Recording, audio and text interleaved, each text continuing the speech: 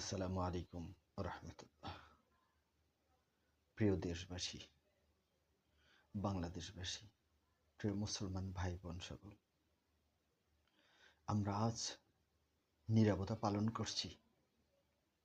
আমরা মুসলমান হয়ে আজকে দেখতেছি কিভাবে ফিলিস্তিনি মুসলমানদেরকে ভূমের আঘাতে আকাশের দিকে উড়িয়ে মারছে, কিভাবে ছোট ছোট শিশুদেরকে না খাইয়ে অনাহারে মারছে, বোনদেরকে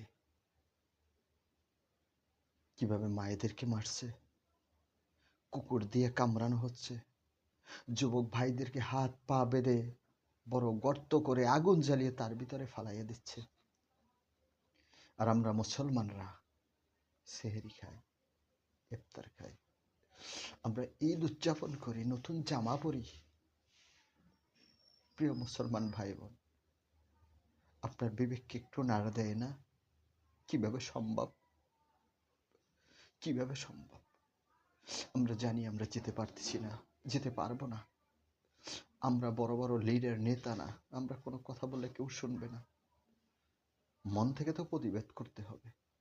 যার যে জায়গায় যেখানে আছি সেখানে প্রতিবাদ করতে হবে। আমরা চাইলে ইসরায়েলের পণ্যগুলো বর্জন করি, পশ্চিমাদের পণ্যগুলো আমরা বর্জন করি। আমার আপনার পকেটের 1 টাকা হলেও তো ইসরায়েলে যায়, সেইটা যেন না যায় আমরা সেটা করি। আমরা স্লোগান তুলি যতটা পারি দূর থেকে, কিন্তু আমরা তুলতেছি না, নিরাপত্তা পালন করতেছি দুনিয়ার স্বার্থে, মায়ায়, লোভে। প্রিয় মুসলমান ভাই বোন, আমরা একদিন মারা যাব। কুল্লু নাফসিন যায়কাতুল মউত।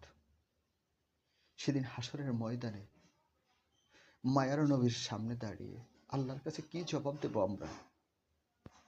মুসলমান আমাদের ভাই না? ফিলিস্তিন আমাদের ভাই বোন না? কি জবাব দেব আমরা তার আল্লাহর কাছে? একবার ভেবে দেখেছেন? দেখিনি। অনেকে বলতেছেন যে আগে নিজেকে ঠিক করো, দাঁড়িয়ে রাখো, পর্দায় থাকো, হিজাব পরো, নামাজ পড়ো, তারপরে ফিলিস্তিন নিয়ে ভেবো।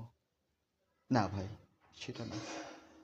ফিলিস্তিনের জায়গায় আজকে যদি কোনো হিন্দু, খ্রিস্টান থাকতো, মা বোনদের ইজ্জত নিয়ে খেলা করতো, অনাহারে বাচ্চাদেরকে মারতো, ভূমির আঘাতে যুবকদেরকে উড়িয়ে দিত, আমরা একই কথা বলতাম। তাদের ধর্ম বাঁচানো তো আমাদের কাজ না। তারপরে তো আমরা বলতাম, কারণ আমরা তো মানুষ, আমাদের তো মানবতা থাকা উচিত।